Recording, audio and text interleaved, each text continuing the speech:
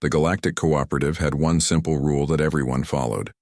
Never contact species from Class 12 planets, the Deathworlds. Earth, with its crushing gravity, mix of oxygen that many aliens found toxic, and its violent weather, was classified as Class 13, the worst of the worst.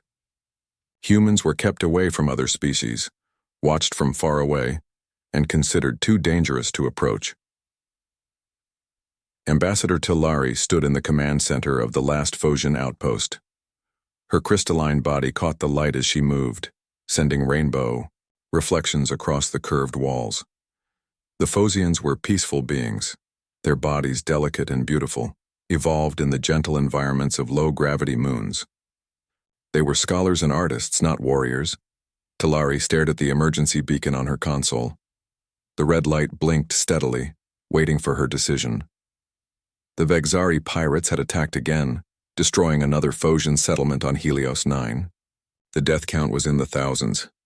"The cooperative will not help us," her aide Zoran whispered. His voice sounded like wind chimes in the quiet room. "They fear making the Vexari angry. The Vexari Dominion controls too many trade routes." Talari's four eyes narrowed as she accessed the forbidden archives, data that the cooperative didn't want lesser species to have. There were stories of a species so fierce that even the mighty Vexari avoided their territory, a species that had somehow built faster than light ships despite being kept away from galactic society. "We were told the Deathworlders were just mindless brutes," Talari said, her voice hardening as she prepared the emergency broadcast. "I think it's time we found out if that's true." "Ambassador, what are you doing?" Zoran's crystalline form vibrated with fear. "The penalty for contacting quarantined species will not matter if our entire species is dead," Talari finished. "The Vexari will not stop until every Phosian settlement is destroyed. They want our worlds for themselves." She loaded the emergency coordinates into the transmitter. The signal would travel along restricted channels, aimed directly at the forbidden coordinates of Sol system.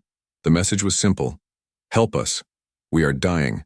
Coordinates attached. Any aid will be repaid." "What have you done?" Zoran gasped when she pressed the send button. Talari watched the message disappear into the void of space. "I've given our people hope. Or doomed us all," Zoran whispered. "What if the stories are true? What if these humans are the monsters everyone says they are?" Talari turned all four eyes to her aide. "Then we die fighting monsters rather than cowering before them." 3 weeks passed. The Phosians on the sanctuary moon prepared for the end. Their last defenses were failing. The Vexari fleet surrounded the moon, taking their time, enjoying the fear they caused. The pirates had grown bold, landing raiding parties to take captives for their slave markets. Talari stood on the observation deck, watching as another settlement burned in the distance. Her decision to send the forbidden signal had changed nothing. No help had come. "Long-range sensors are picking up something strange," the sensor operator called out suddenly. "Unusual warp signatures approaching it. That can't be right." "What is it?" Talari moved quickly to the console. 7 ships approaching at speed that should not be possible, the operator said, his crystalline fingers trembling over the controls. "They're not Vexari. They're not cooperative. The design is unknown." Hope bloomed in Talari's chest. "How long until they arrive?" "At their current speed?" The operator's voice faded. "Minutes. Just minutes." Word spread quickly through the sanctuary moon. Phosians gathered at viewports and on observation decks. Had their call been answered? Or was this just another group of raiders drawn by the opportunity to scavenge what the Vexari left behind? Talari sent a message to all settlements. "Prepare for unknown contact. Be ready to evacuate if necessary." Exactly 17 minutes later, space seemed to fold in on itself as 7 ships dropped out of faster-than-light travel. They appeared without warning, directly amid the surprised Vexari fleet. The newcomers' ships were unlike anything the Phosians had seen before. Were cooperative. Vessels were elegant and Vexari ships were intimidating with sharp angles. These ships were sturdy and functional. They looked tough, built to last. "We're receiving a transmission," the communications officer reported. "It's being broadcast on all frequencies." "Play it," Talari ordered. A voice came through the speakers. It was strong and clear, speaking, in the common galactic language. "This is Captain Helena Reyes of the Earth Defense Force. We are responding to your distress call. Hostiles surrounding the moon. Cease fire and withdraw immediately. Earth Defense Force. The Deathworlders had come. The Vexari are responding," the communications officer reported. They're firing on the Earth vessels." On the view screens, Talari watched as the Vexari ships launched energy weapons toward the human fleet. Most of the shots missed completely. The Vexari seemed unable to target the Earth ships properly. "The humans are using some kind of stealth technology," the sensor operator said with awe in his voice. "The Vexari sensors can't lock onto them." What happened next was something that would be told in Phosian stories for generations to come. The human ships moved. They didn't just fly, they danced. They performed maneuvers that should have torn apart any normal ship. They accelerated and turned at speeds that would have killed most species. And they fought with a precision that left everyone watching in stunned silence. Smaller craft launched from the human ships, fighter vessels with a single pilot each. These tiny ships moved even more impossibly, darting between Vexari vessels, firing weapons that cut through shields that had always kept Phosian attacks at bay. "How are they doing this?" Zoran whispered. An older Phosian scholar who had studied forbidden knowledge stepped forward. "They come from a high-gravity world. Their bodies can withstand forces that would shatter our forms. What would kill us? They barely notice." The battle, if it could even be called that, lasted less than an hour. 32 Vexari ships had surrounded the moon. Now 19 were drifting, disabled. 7 had been destroyed when they refused to surrender. The rest had fled and not a single human ship had been lost. "Ambassador," the communications officer called out. "We're receiving another message from the human captain."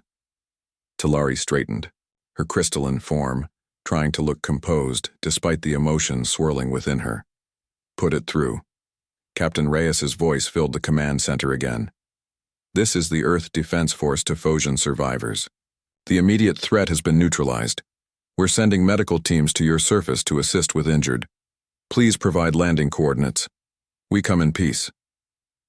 "They came," Zoran said softly. "They actually came." Talari felt hope spreading, through her for the first time in months. "Yes. The Deathworlders got our SOS." She paused, looking at the devastation the human ships had caused to the Vexari fleet. And the Vexari just learned why those worlds were called Deathworlds. Captain Helena Reyes stood on the bridge of the EDF Thermopylae, her dark hair pulled back in a tight bun. At 43 years old, she had spent half her life in space, secretly exploring the stars while humanity remained officially quarantined by the Galactic Cooperative. "Landing coordinates received, Captain," Lieutenant Park reported. She was young but talented, with quick eyes that missed nothing on her screens. "The Phosians are directing our medical teams to their main settlement."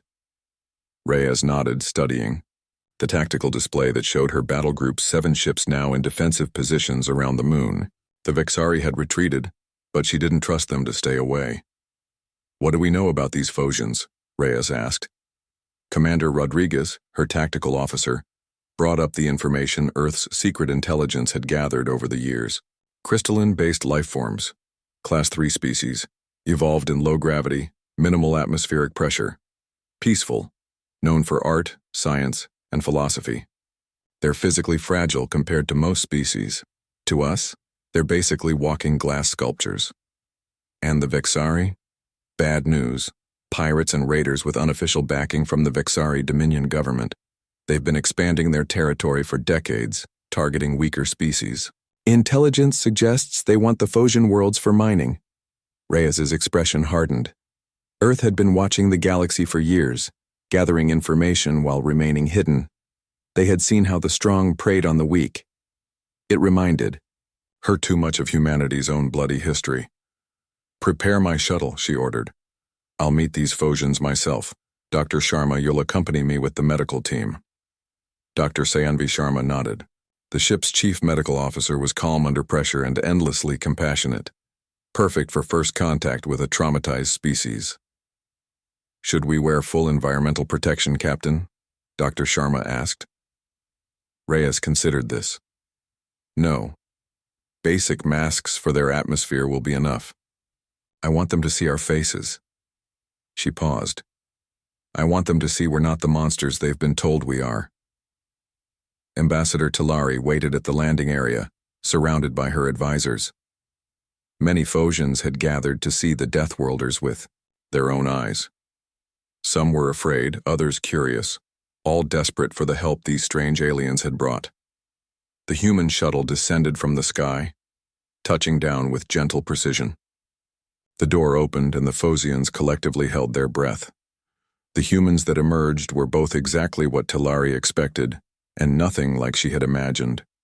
They wore simple uniforms, some blue for the medical team, others black with rank, insignia. They were tall by Phosian standards but not giants. They wore only light masks over their mouths and noses, not the full protective suits most species needed on different worlds. But what struck Talari most was how they moved. The humans walked with a fluid strength that seemed impossible.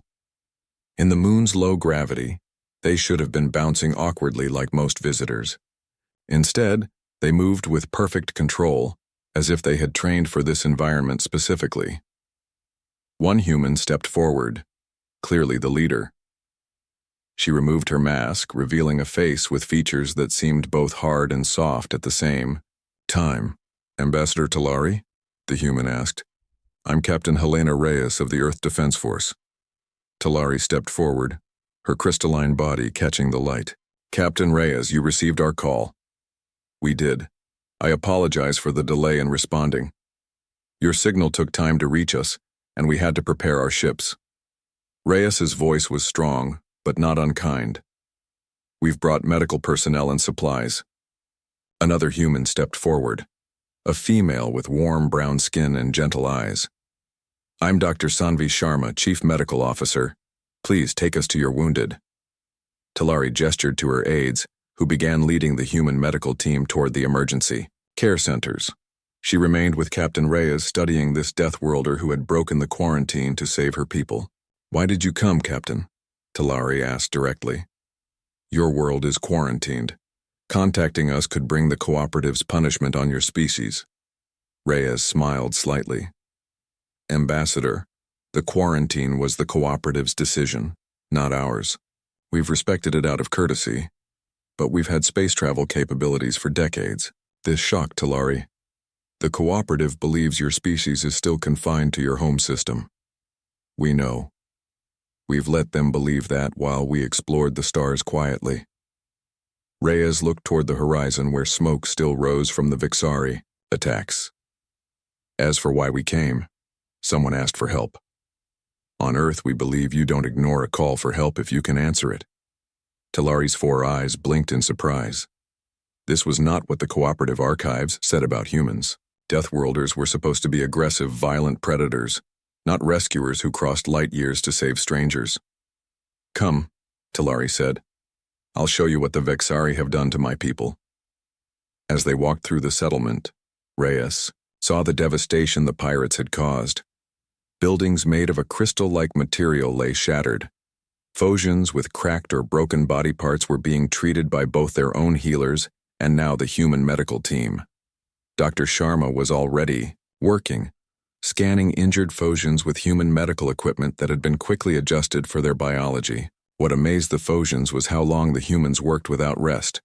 Where their own healers needed frequent breaks, the humans continued for hours. Your people have impressive endurance, Talari noted as they watched the medical teams. Reyes nodded.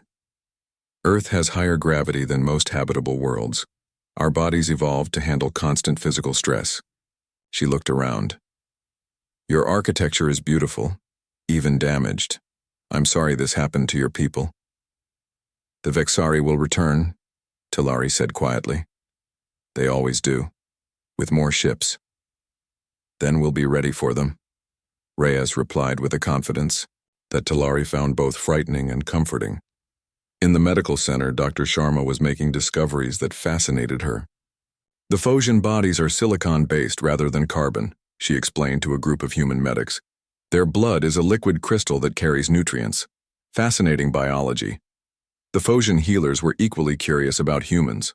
One of them, named Zelen, cautiously approached Dr. Sharma. "May I scan you?" he asked hesitantly.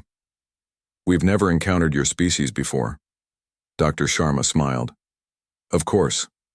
The Phosian activated a small device that projected light over Dr. Sharma's body. As the results appeared, his crystalline form actually changed color in shock. "Is something wrong?" Dr. Sharma asked. "Your bone density," Zelen whispered. "Your muscle structure. How do you even move with such weight? And your heart. It beats so strongly. The pressure would shatter a Phosian's internal structures." "Doctor," Sharma laughed gently, "we're built for a harsher world than this one." Elsewhere, Lieutenant Rodriguez was helping Phosian security forces set up defensive positions around the settlement. He showed incredible patience explaining human tactics to beings who had little concept of warfare. "If the Vexari land here again," he explained, pointing to a map, "we need to channel them into these areas where we can target them without risking civilian structures." The Phosian security chief, his crystalline form shaped with more angles than his fellows, tried to understand. "But if we fight, they will just send more ships. They always have more ships." Rodriguez smiled grimly. "Trust me, after today they'll think twice about that, and if they don't, we'll teach them the lesson again." By nightfall, the human presence had transformed the settlement. Defenses were stronger, the injured were receiving care, and for the first time in months, the Phosians dared to hope. In Tilari's command center, Captain Reyes established communications with Earth. "We've made contact with the Phosians," she reported to her superiors. "They're peaceful, under attack by pirate forces and in need of our help." The response came quickly. "The cooperative will not be happy about this, Captain." Reyes's expression didn't change. "With respect, sir, I don't much care what the cooperative thinks. These people needed help," we answered. After ending the transmission, Reyes turned to find Tilari watching her. "Your leaders support your decision?" the ambassador asked. "They do now," Reyes said with a small smile. "Humanity has been waiting for the right moment to reveal ourselves to the galaxy. It seems that moment has arrived." Tilari's crystalline form caught the light as she moved closer. "The cooperative will send representatives soon. They will not be pleased to find humans here." Captain Reyes looked out the window at the stars. "Then it's time the cooperative learned that humanity is not what they think we are." She turned back to Tilari. "And that we won't be confined anymore." 3 days after the human fleet's arrival, life on the Phosian sanctuary moon had changed dramatically. The destroyed buildings were being rebuilt. The injured were recovering under Dr. Sharma's care. And defensive systems, far more powerful than anything the Phosians had ever used, now protected the settlements. Ambassador Tilari watched from the command center as human engineers worked alongside her people. The Deathworlders seemed tireless.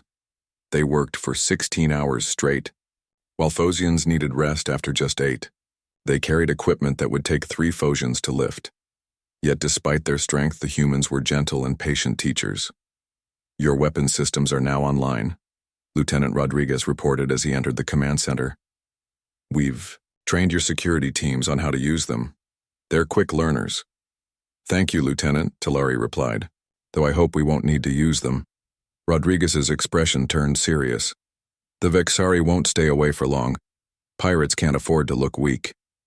Before Tilari could respond, the communications officer called out, "Ambassador, we're detecting 3 ships entering the system. They're cooperative vessels." Tilari felt her crystalline body tense. "Inform Captain Reyes immediately." "Already done," Rodriguez said with a slight smile. "Our sensors detected them before yours did." Captain Reyes stood on the landing platform beside Tilari as the cooperative delegation's shuttle descended. The human officers were in their formal uniforms, standing tall and proud. "Remember," Reyes said quietly to her team, "we represent all of humanity today. First impressions matter." The shuttle landed, and 5 aliens emerged. 3 were Zikri, tall, thin beings with pale blue skin and multiple arms. 1 was a Voltrax, a species that floated above the ground using anti-gravity technology. The last was a Marith, covered in iridescent scales. The leader, a Zikri with ornate clothing, approached, with obvious shock on his alien face. "What is the meaning of this?" he demanded, looking at Talari. "You have violated the most sacred quarantine in cooperative law." Talari stood her ground. "High Counselor Vex, my people were dying. The cooperative refused to help us against the Vex, sorry. I made the choice necessary to save my species. By contacting Deathworlders," the Marith hissed, keeping a noticeable distance from the humans. "Do you have any idea how dangerous these creatures are?" Captain Reyes stepped forward, her expression neutral but her eyes intense. "I am Captain Helena Reyes of the Earth Defense Force. My fleet responded to a distress call from the Phosian people, who were under attack from pirates that your cooperative has failed to stop." The High Counselor's multiple arms gestured in agitation. "Impossible. Earth has no space fleet. Your kind was barely splitting atoms when the quarantine was established." "The quarantine was your decision, not ours," Reyes replied calmly. "We've respected it out of courtesy, not necessity. Earth has had faster-than-light capabilities for 73 years. This statement caused whispers among the delegation. The Voltrax floated closer, curious despite the fear. "How is this possible? Our monitoring stations detected no launches, no construction of space docks." Commander Rodriguez smiled slightly. "Your monitoring stations are easy to avoid if you know they're there. We've been mapping your sensor networks for decades." High Counselor Vex looked deeply troubled. "This changes everything. The quarantine protocols are irrelevant now," Reyes interrupted. "We're here. We've helped the Phosians, and we're not going back into isolation." Talari stepped forward. "I invited the humans here. They saved my people when you would not. They will stay as our guests for as long as they wish." The cooperative delegation looked horrified at this declaration. While the diplomatic meeting continued in the command center, Dr. Sharma was in the medical facility, showing Phosian healers how to use the equipment the humans had brought.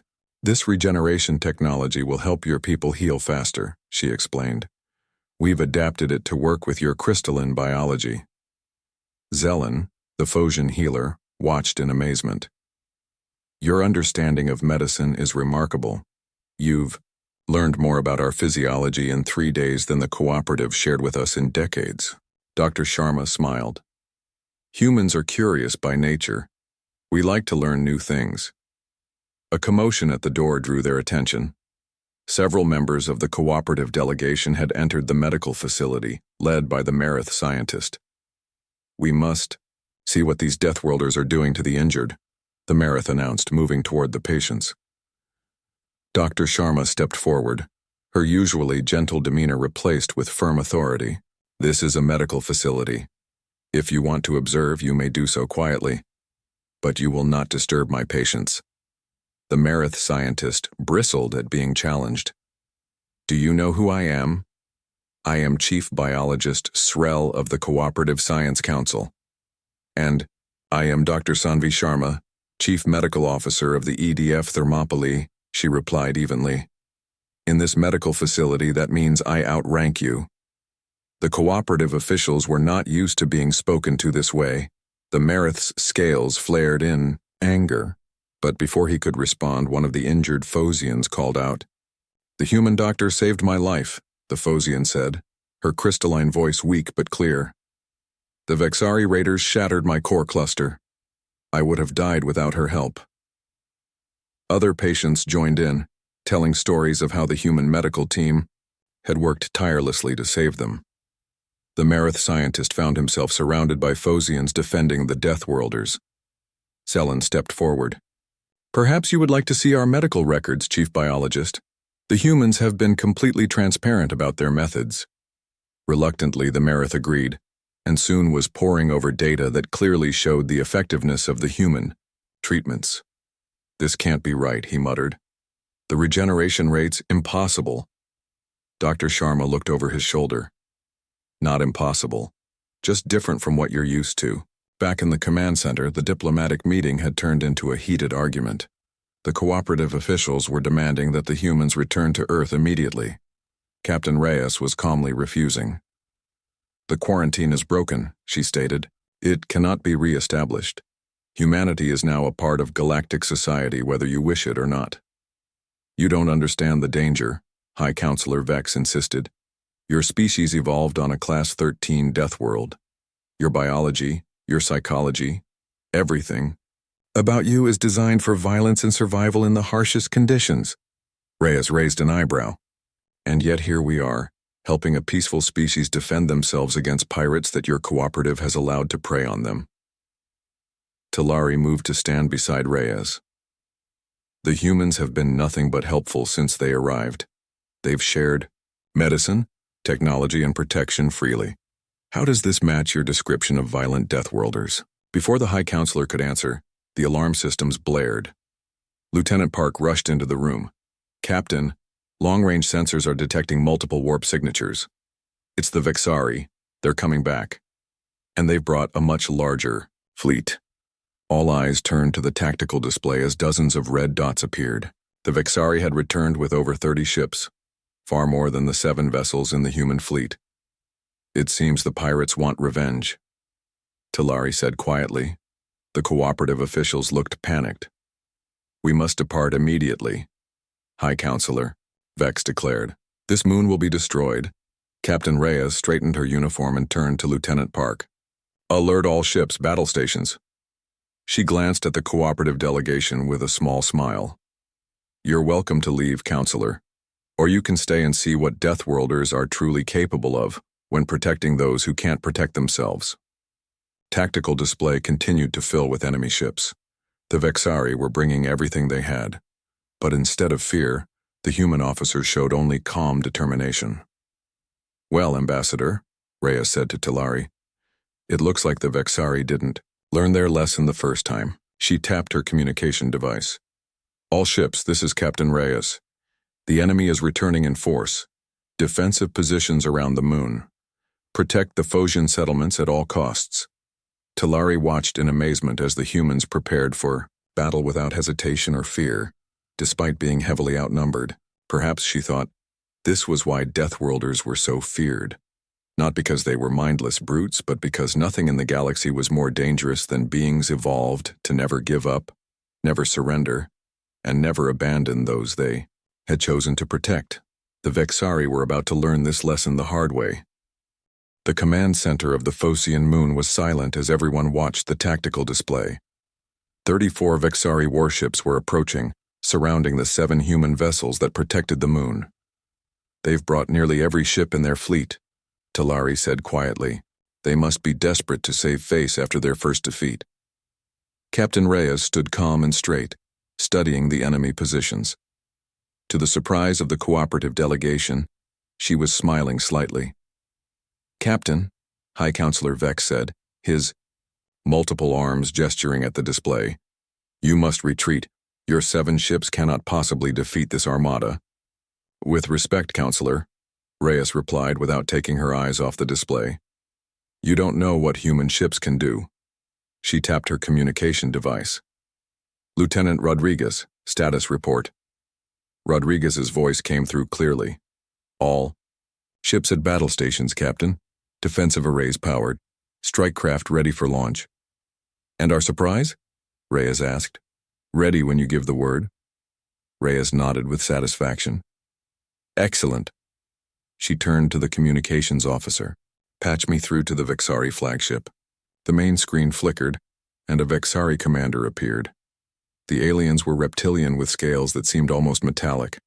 Their eyes had vertical pupils that narrowed when they saw Reyes. This is Captain Helena Reyes of the Earth Defense Force, she said calmly. You're about to make a serious mistake. Withdraw your forces now. The Vexari commander laughed, showing sharp teeth. You defeated our scouting force, human. Now you face the might of the Vexari Dominion. Surrender the crystalline species to us and we might let you live. I don't think you understand, Reyes replied, her voice hardening. The Phosians are under Earth's protection now. This is your final warning. The Vexari commander cut the transmission. Moments later, the enemy fleet began to advance. Reyes looked at Ambassador Talari. You might want to get your people to shelter. This could get rough. The cooperative officials were practically shaking with fear. We must return to our shuttle, High Counselor Vex insisted. You're safer here, Reyes told him. The Vexari might target any ship trying to leave. Before the counselor could argue further, Lieutenant Park called out, Enemy ships launching fighters. They're heading for the settlements. Reyes's expression turned cold. So that's how they want to play it. She tapped her communication device again. All ships launch strike craft. Priority is protecting the moon's surface and execute Operation Surprise. On the tactical display, dozens of small dots launched from the human ships, fighter craft piloted by single humans. They moved with incredible speed toward the incoming Vexari fighters.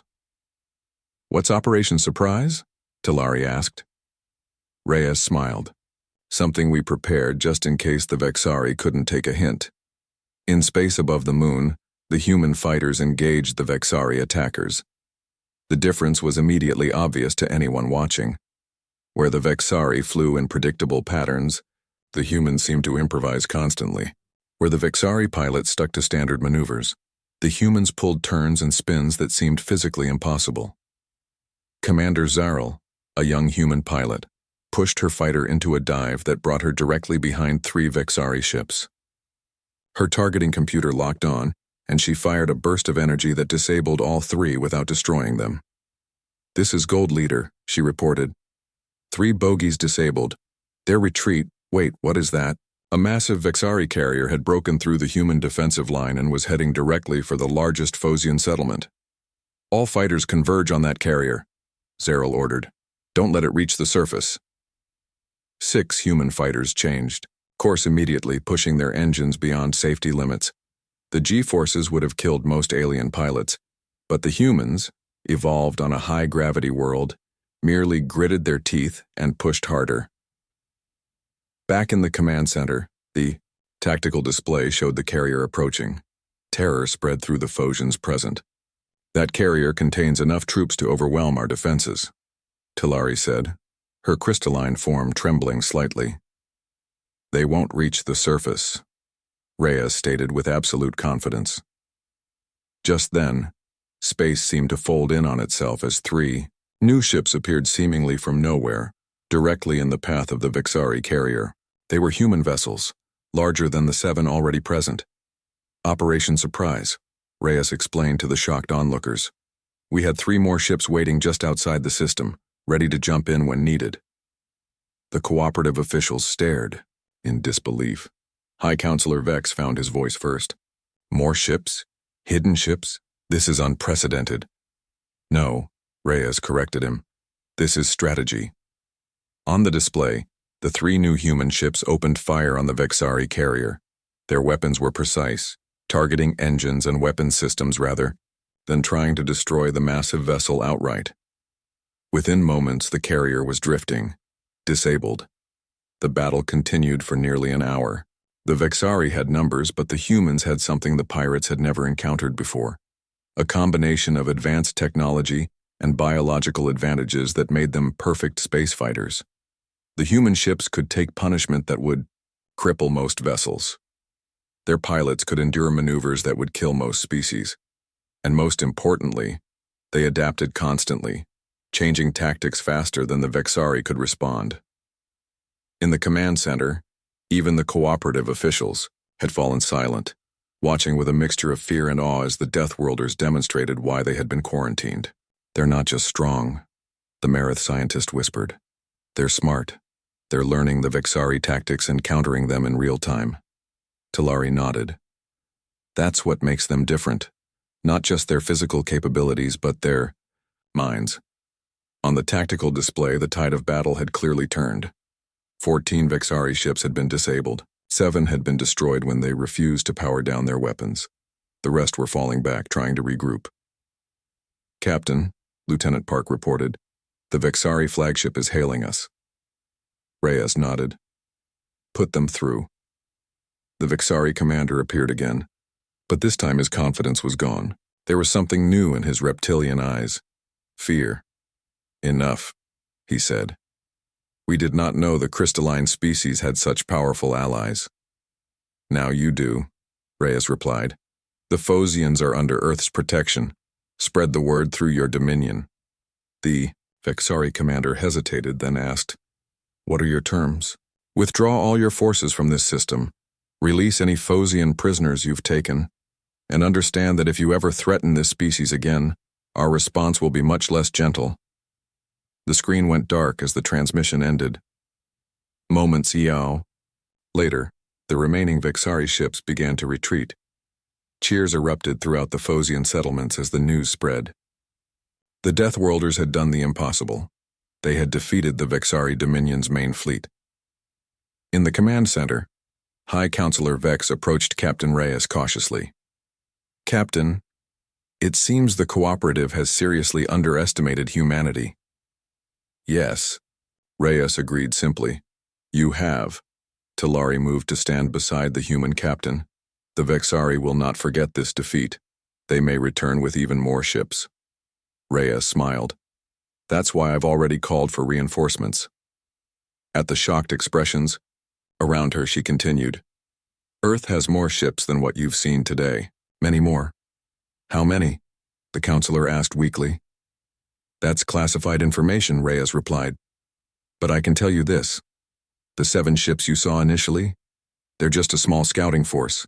Earth has been building its fleet in secret for decades, preparing for the day we would join the galactic community. This revelation sent whispers through the command center. The cooperative officials looked at each other in growing alarm. Why reveal yourselves now? Talari asked. You could have remained hidden exploring the stars in secret. Reyes looked at the Phosian ambassador with genuine warmth. Because someone asked for help, and on Earth we believe that with great power comes great responsibility. As the human, strikecraft returned to their ships and the disabled Vexari vessels limped away, Talari realized that everything was about to change. The galaxy had believed that Deathworlders were quarantined to protect other species from them. But perhaps, just perhaps, the truth was that humanity had been kept apart because the galaxy wasn't ready for what they represented. Not just physical, strength or military might, but something far more powerful.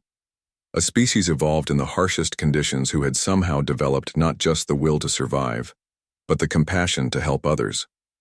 The cooperative would have to face an uncomfortable truth. The Deathworlders weren't monsters. They were protectors, and the galaxy would never be the same again. News of the battle spread quickly through the galaxy. The Vexari Dominion, a power that had terrorized dozens of species, had been defeated by ships from a quarantined world.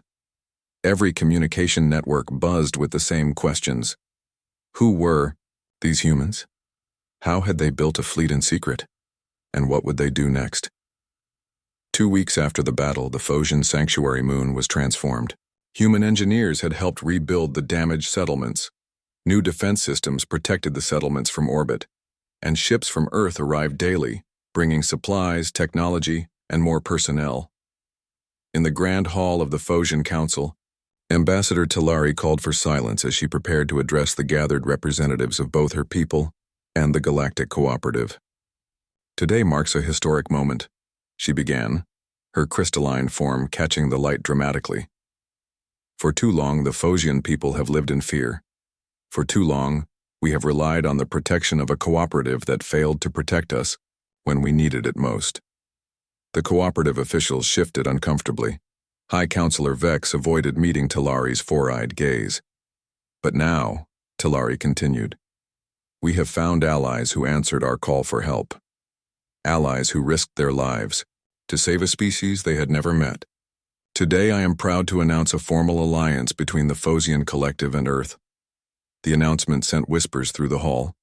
Captain Reyes, standing to the side in her formal uniform, remained calm and dignified as all eyes turned to her. High Counselor Vex rose quickly. This is unprecedented. Earth remains under quarantine by cooperative law. They cannot form alliances with member species. Talari's crystalline body seemed to harden. The Phosian Collective is withdrawing from the Galactic Cooperative, effective immediately. The hall erupted in shocked voices. No species had ever voluntarily left the cooperative in its 5,000-year history. You cannot do this, Vex protested, his multiple arms gesturing wildly. The consequences, Talari interrupted, cannot be worse than being abandoned to pirates and raiders while the cooperative watched and did nothing. Captain Reyes stepped forward. The cooperative's quarantine of Earth was always a one-sided decision. We respected it only as long as it suited us. Now, circumstances have changed. You don't understand what you're doing, the Marith scientist warned. Humans evolved on a death world. Your biology, your psychology, everything about you is different from other species. Reyes smiled slightly. Different doesn't mean dangerous. At least not to those who don't threaten us or our allies. The implied warning wasn't lost on anyone in the hall. Later that day, Dr. Sharma walked with Zelen through the medical center. The facility now housed a mix of Phosian and human technology, and healing rates had improved dramatically. Your people learn quickly, Dr. Sharma noted as she watched Phosian healers using human medical equipment. As do yours, Zelen replied. In 2 weeks you've mastered our language and customs. Is that typical for humans? Dr. Sharma laughed softly. Adaptation is what humans do best. It's how we survived on Earth. Our world tried to kill us every day with predators, diseases, natural disasters, so we learned to adapt faster than anything that threatened us. She paused beside a window overlooking the settlement. That's why the quarantine never really contained us. The cooperative put up barriers, so we figured out ways around them. They monitored our communications, so we developed systems they couldn't detect. It's just how we're built. Zelen's crystalline form reflected the light as he considered this. The cooperative fears that very quality in your species. They worry you will adapt your way to dominance over everyone else. There's a difference between adapting to survive and conquering others, Dr. Sharma said gently. If we wanted to conquer, we wouldn't have answered your distress call. We would have let the Vexari destroy you and then moved into empty territory. Some in the cooperative won't see that distinction, Zelen warned. They will only see the threat. Dr. Sharma smiled sadly. Then they'll need to adapt their thinking, because humanity is here to stay. On the bridge of the EDF Thermopylae, Captain Reyes reviewed the reports from Earth Command. More ships were on the way, not just to protect the Phosians, but to establish a permanent human presence in this sector of space. The diplomatic situation is deteriorating, Commander Rodriguez reported. 7 more species have requested meetings with Earth representatives. 3 are considering leaving the cooperative to form alliances with us. And the Vexari? Reyes asked. Retreating from all Phosian territories, they're spreading rumors that humans eat their enemies alive. Rodriguez couldn't hide his smile. Apparently they found our teeth particularly frightening. Reyes shook her head. Make sure our people don't encourage those rumors. We want to be respected, not feared. 2. Late for that, Captain, Lieutenant Park said from her station. Long-range sensors are picking up a cooperative battle group entering the system. 15 ships, heavily armed. Reyes's expression hardened. Alert all vessels, defensive positions. Should we contact Earth Command for more reinforcements? Rodriguez asked. Not yet, Reyes decided. Let's see what they want first. She tapped her communication device. This is Captain Reyes to all ships. We have cooperative vessels incoming. No aggressive actions unless they fire first. The bridge crew moved with practiced efficiency, preparing for potential conflict. None showed fear despite being outnumbered. They're hailing us, Park reported. On screen, Reyes ordered. The main display showed not a cooperative official, but a being Reyes had never seen before. Tall, with golden skin and 6 eyes arranged in a circle. Even Rodriguez looked surprised. I am Elder Thalaxian of the Galactic Council, the being announced. Not the cooperative, the true council that oversees all galactic affairs. Reyes maintained her composure despite her surprise. I was unaware such a council existed. Few are, the elder replied. We prefer to work through intermediaries like the cooperative. But when a quarantined species suddenly reveals advanced technology and defeats a major military power, we take a direct interest.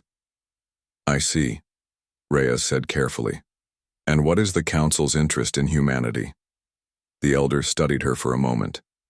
For 50,000 years, we have maintained balance among the galactic species. When the cooperative recommended quarantining Earth, we agreed because your kind showed both great potential and great capacity for violence. We still do, Reyes acknowledged. But we also have compassion. We answer calls for help. So we have observed, the elder said.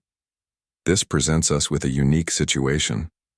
A Deathworld species with the power to change the galactic balance, but with the apparent moral framework to use that power responsibly. Reyes waited, sensing there was more. The Galactic Council has voted, Elder Thalaxian continued. The quarantine of Earth is officially lifted. However, humanity's integration into galactic society will be closely monitored. Relief spread through the bridge crew, though they maintained their professional demeanor. Thank you, Elder, Reyes responded. Earth looks forward to peaceful relations with all species. The Elder's 6 eyes blinked in sequence. That remains to be seen, Captain. The Vexari were merely pirates. There are greater threats in this galaxy, threats that have kept even the Council concerned for millennia. What kind of threats? Reyes asked. That information will come in time, the Elder said cryptically. For now, know that your people's actions have been noted. How you proceed from here will determine humanity's place in the galactic community. The transmission ended, leaving the bridge in thoughtful silence. Well, Rodriguez said finally, that was unexpected. Reyes stared at the starfield on the main screen. The quarantine is lifted. After all these years of hiding, humanity can finally take its place among the stars openly. And these threats the Elder mentioned? Park asked. Reyes smiled grimly. One challenge at a time, Lieutenant. First, we help the Phosians rebuild. Then, we establish formal diplomatic channels with willing species. She paused. And we prepare, because I suspect Elder Thalaxian didn't come all this way just to welcome us to the neighborhood. As the cooperative battle group changed course and departed, Reyes couldn't shake the feeling that answering a simple distress call had set humanity on a path that would change not just their future, but the future of the entire galaxy. The Deathworlders had emerged from isolation, and nothing would ever be the same again. 6 months after the Battle of Helios, the Phosian sanctuary moon had been transformed. Where once there were damaged settlements and fearful refugees, now stood a thriving center of cooperation between humans and Phosians. New buildings gleamed, in the sunlight, stronger than before. Defense systems watched the skies ready to protect the inhabitants, and in orbit, ships from Earth maintained a constant presence. But the biggest change wasn't physical, it was political. Today, representatives from 27 galactic species had gathered in the Great Hall for the signing of what was being called the Helios Accords. Ambassador Talari stood at the center of the hall, her crystalline form polished to a brilliant shine for the historic occasion. Beside her stood Captain, now Admiral, Helena Reyes, representing Earth. 6 months ago, Talari began, addressing the gathered delegates. My people faced extinction. The Vexari Dominion hunted us without mercy. The Galactic Cooperative abandoned us to our fate. She paused, her 4 eyes scanning the crowd. Then we sent a desperate message to a quarantined world. A world that, according to all we had been told, was home to dangerous, violent beings who could never be trusted. Talari turned to look at Admiral Reyes. What we discovered was that sometimes the most dangerous beings can also be the most compassionate. The humans came when no one else would. They fought for a species they had never met. They risked their lives to save ours. Across the hall, representatives from various worlds listened intently. Some were former cooperative members who had withdrawn to join this new alliance. Others were independent species who had suffered similar aggressions and sought protection. Today, Talari continued, we formalize what began with a distress call. The Helios Accords establish a new kind of interstellar cooperation, one based not on fear or domination, but on mutual respect and protection. Admiral Reyes stepped forward. 6 months of diplomacy had changed her. She still stood tall and proud in her uniform, but her expression had softened with the wisdom that came from building bridges between vastly different cultures. Earth remained isolated for decades, not by choice, but by the decision of others who feared what they did not understand, Reyes said, her voice carrying throughout the hall. We used that time to develop, to grow, to learn. And yes, to prepare for the day when we would join the galactic community. She gestured to the delegates. The alliance we form today is open to all peaceful species. We offer our strength not as conquerors, but as shields for those who cannot defend themselves. From the back of the hall, a tall figure moved forward. Elder, Thalaxian of the Galactic Council. His presence brought immediate silence. The Council has observed these proceedings with great interest, the Elder announced. Never before has a Deathworld species shown such restraint. Reyes met the Elder's multiple eyes without flinching. Is that why you're here, Elder? To observe our restraint? Partially, Thalaxion admitted. But also to share information that the Council has withheld for millennia. He looked around the hall. The threats I mentioned 6 months ago are very real. Beyond the borders of known space, there exist beings that even the Council fears. Whispers spread through the delegates. Most had believed the Council to be all-powerful. Every 50,000 years, the Elder continued, these beings emerge from the void between galaxies. They consume all in their path. 3 times the Council has barely managed to drive them back. Their next emergence is approaching. And you think humans can help? Reyes asked. We think Deathworlders might be the key, Thalaxion replied. Your kind evolved under conditions that forged not just physical strength, but adaptability and resourcefulness that other species lack. Talari stepped forward. If this threat is real, then the Helios Accords are even more important. We must stand together. The Council agrees, the Elder said surprisingly. Which is why we have come with an offer, full recognition of your alliance, and access to Council technology and knowledge. Reyes narrowed her eyes. In exchange for what? Your help when the time comes, Thalaxion answered simply, and your promise to uphold the principles you've established here.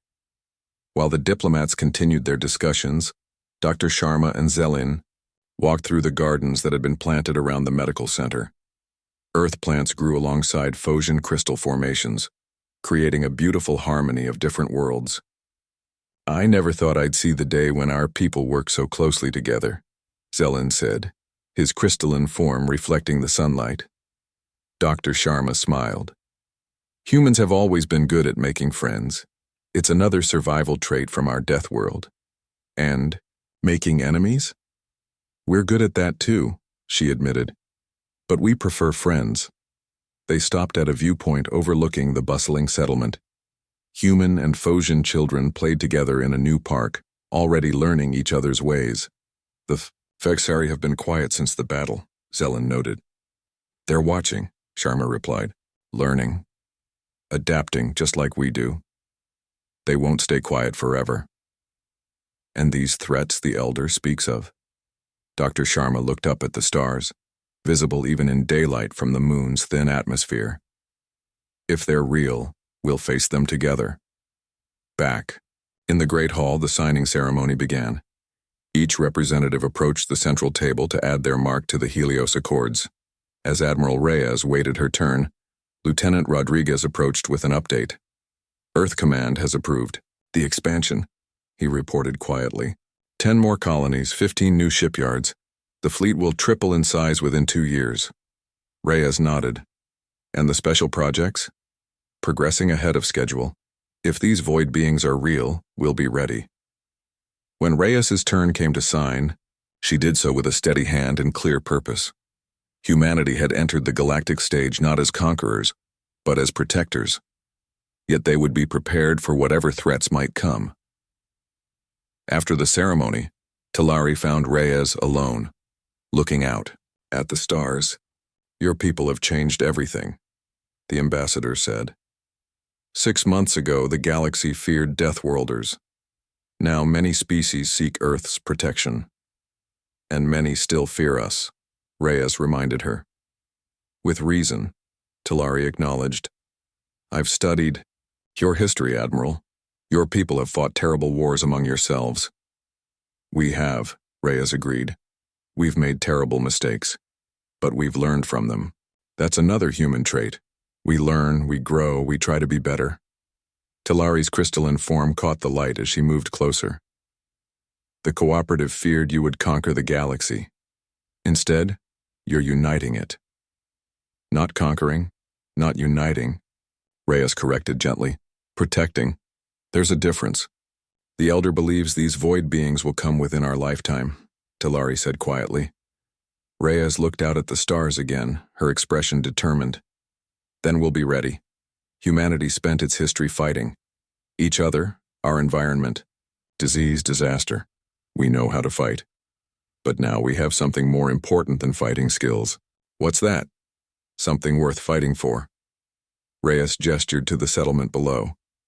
Friends, allies, a galaxy where different species can live together in peace.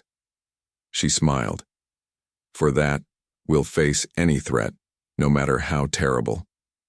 On Earth, news of the Helios Accords was met with celebration and pride. Humanity had dreamed of the stars for centuries, imagining their place in a wider universe. Now they had found it, not as conquerors or the conquered, but as protectors.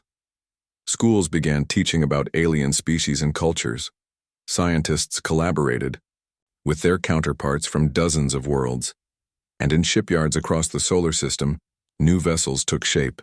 Faster, stronger, better than before. The quarantine was over. The Deathworlders had emerged. And the galaxy had discovered that sometimes the most dangerous beings could also be the greatest force for good.